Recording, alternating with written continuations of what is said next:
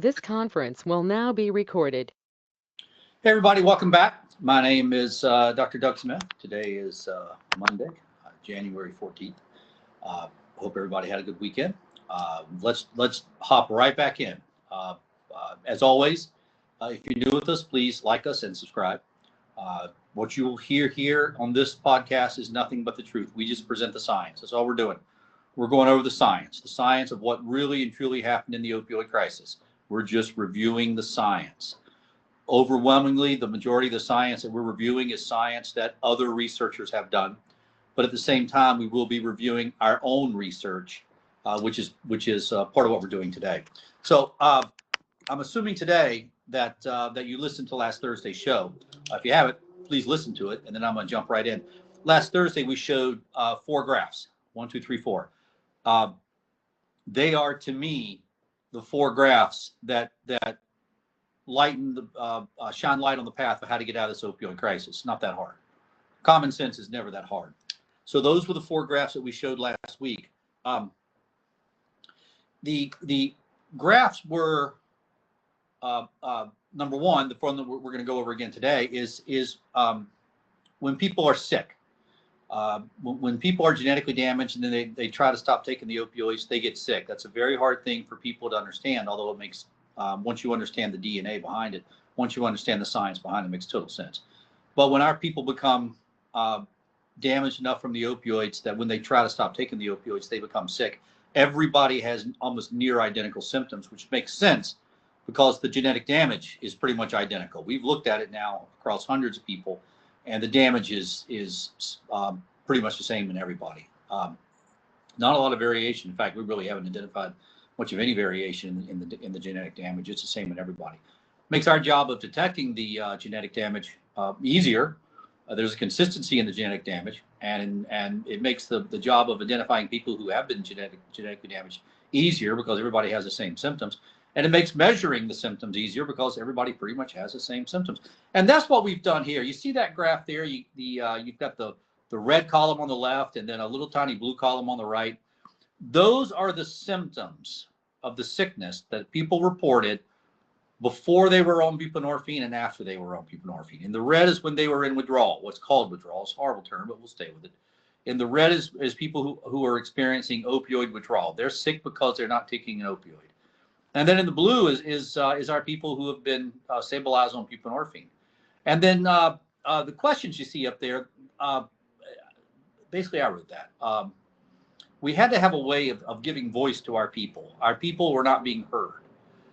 We had to find a way to give voice to our people. We had to find a way that other people could try to understand what they were going through. And that's what we've tried to do with this series of questions here. And so this is the neurotoxicity scale, the autonomic dysfunction scale. I use both terms. And let me just real quickly review the questions that are in this scale. Question number 1, I am yawning more than normal. Number 2, my eyes are watering more than normal. Number 3, my nose is running more than normal. Number 4, I am having stomach cramping. Number 5, I am vomiting. Number 6, I have diarrhea. Number 7, I am sweating more than normal. Number 8, the hair on my body is standing on end. Number 9, my heart is beating hard and fast. Number 10, I feel anxious. Number 11, I feel hot then cold. Number 12, I have a tremor. Number 13, I feel like something bad is about to happen. And number 14. And let's take the example you see on the screen right there. This is an actual, this is the paperwork that one of our people filled out during our the clinical trial. We went to, we got permission to do this. We did everything the right way, and you can see very clearly on the left before buprenorphine and on the right after buprenorphine, and these are the exact questions that are then fed into the red column and the blue column you see right here.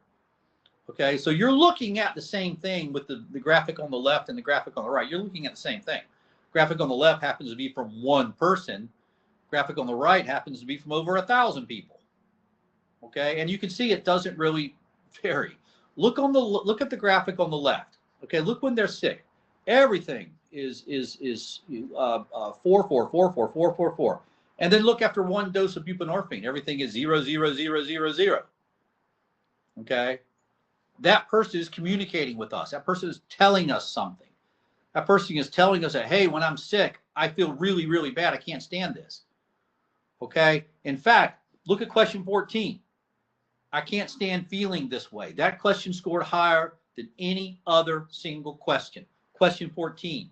I can't stand feeling this way. Every one of you who has experienced opioid withdrawal, and you want someone to understand what you've been through, I want you to send them this video today.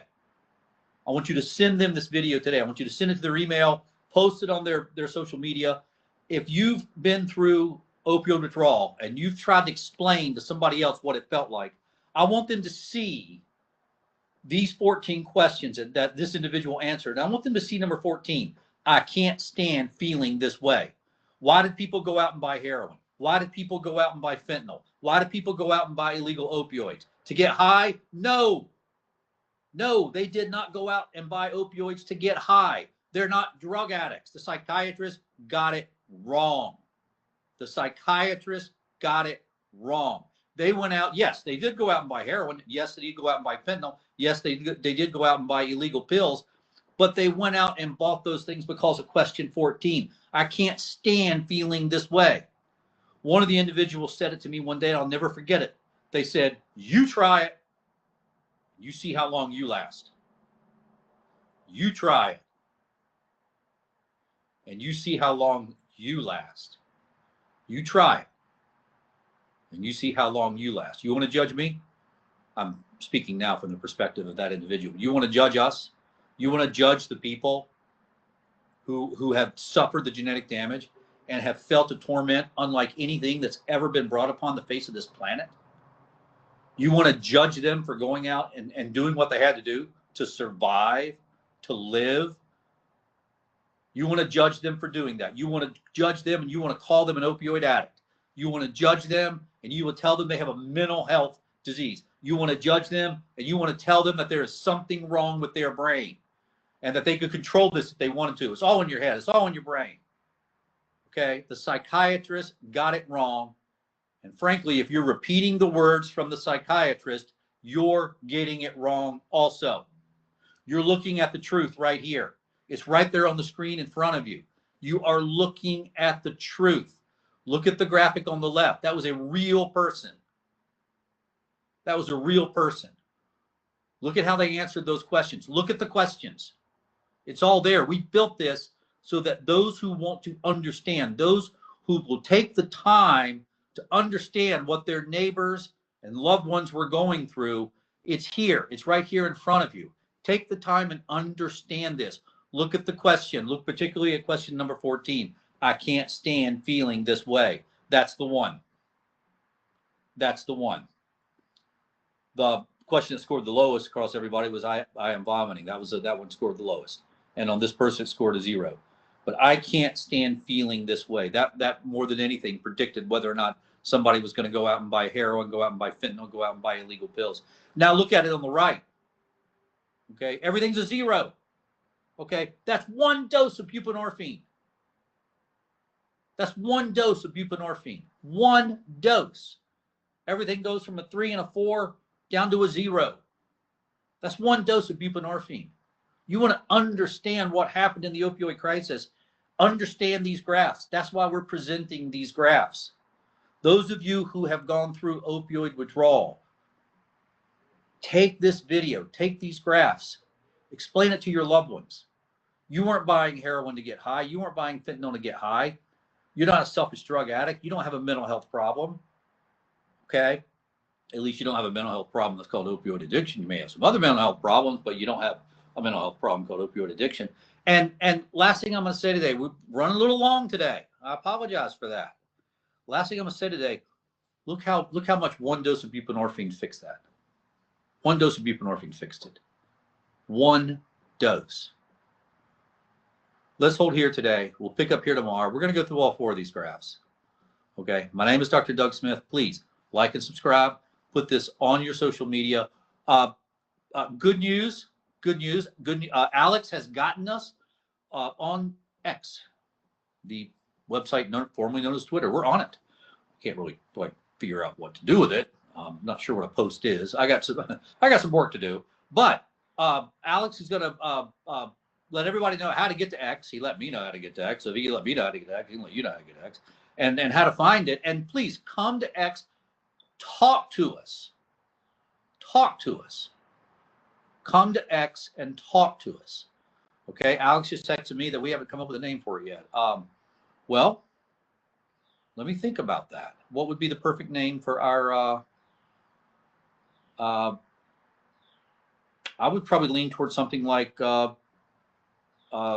opioids, the truth. But let me think about it. So we're going to hold here today, everybody. We'll be back tomorrow. We look forward to being here. We enjoy our opportunity to spend time with everybody. And please like and subscribe. Put this all over social media. We'll see you tomorrow. Thanks. Bye-bye.